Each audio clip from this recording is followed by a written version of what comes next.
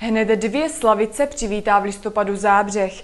Publiku se představí populární Aneta Langerová a stálice české hudební scény Hana Zagorová. Několikanásobná zlatá slavice Aneta Langerová vyrazila 19. října na podzimní část svého letošního turné s názvem 010.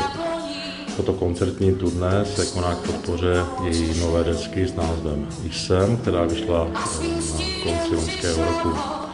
Anetu Langerovou přivítáme ve velkém sále kulturního domu v Zábřehu v pátek, 5. listopadu.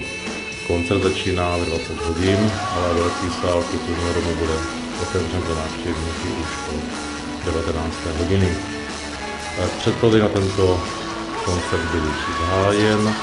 Zájemci si mohou zakoupit vstupenky za předprodejní cenu 190 Kč běžných předprodejích, to znamená infocentru kulturního domu, v kině Retro, to se týká zábřeských předprodejů, a pro mimozábřeské zájemce také infocentru ve Štítech, prodejně Darka v Holenici a nově v cestovní agentuře Atlas na Slovanské ulici v Šumperku. Další zajímavý koncert připravila Zábřeská kulturní na čtvrtek 11. listopadu, kdy v Zábřehu přivítáme několikanásobnou zlatou slavici a stálici české populární hudby zpěvačku Hanu Zagorovou. Ta v Zábřehu vystoupí spolu se skupinou Miloše Nopa a také za přítomnosti speciálního hosta zpěváka Petra Reska.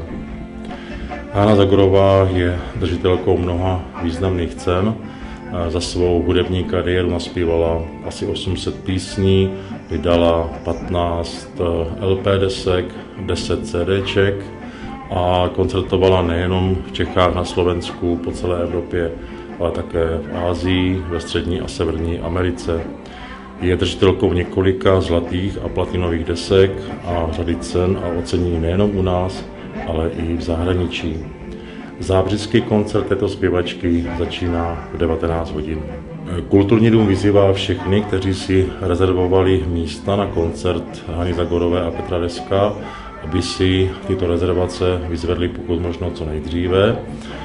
Sál je v tuto chvíli vyprodán a rezervovaná místa jsou tak blokována pro případné další zájemce o tento koncert.